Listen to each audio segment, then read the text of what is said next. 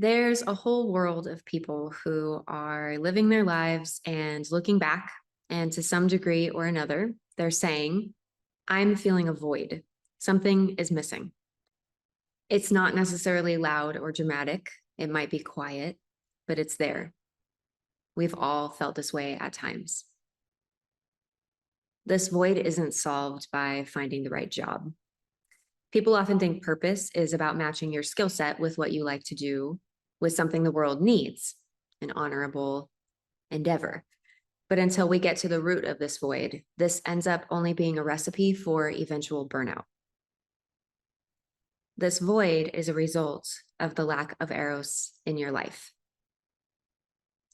But there is a way to not have that void as a perpetual feeling on your journey. This simple energy within us, what we call Eros, needs to awaken so that we can live without that feeling. The solution does not come from outside of you, it is within you. Once we figure that out, fulfillment and purpose naturally arrive. So why do we lack Eros? What is it that we are missing that leads us to that void? Well, look at the ensuing self-criticism when we make mistakes and how crippling that feeling can be. Look at the way that we try to prove our abilities and achieve things, even when it comes at great personal cost. Look at how often we're trying to prove ourselves and our value to others. Look at how afraid we are to be vulnerable in our relationships, to show our true selves to people, including the pain and including the parts that we're ashamed of.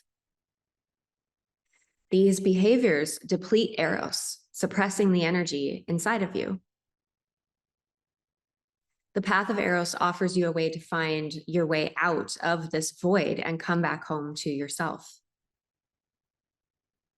Every experience you've had, your hurt, your triumphs, your desires, all of this is fodder for activating the Eros within you that will transform the feeling of void into a sense of purpose that you carry with you throughout your day. The path is about going down and into the home of your body. This is the opposite of what many of us are taught, which is to go up and out. We all know this one. Who hasn't been told at some point to move on, get over it, rise above? Eros says the opposite. Don't dwell, don't justify or skip around the surface.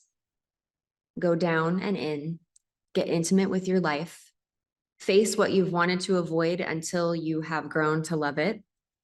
Embrace the parts of you that you don't like, learn how these parts came to be until you can love them too. This is how we activate the energy of Eros, transform that feeling of void into purpose, presence, and turn life into art, infused with meaning into everything that we do.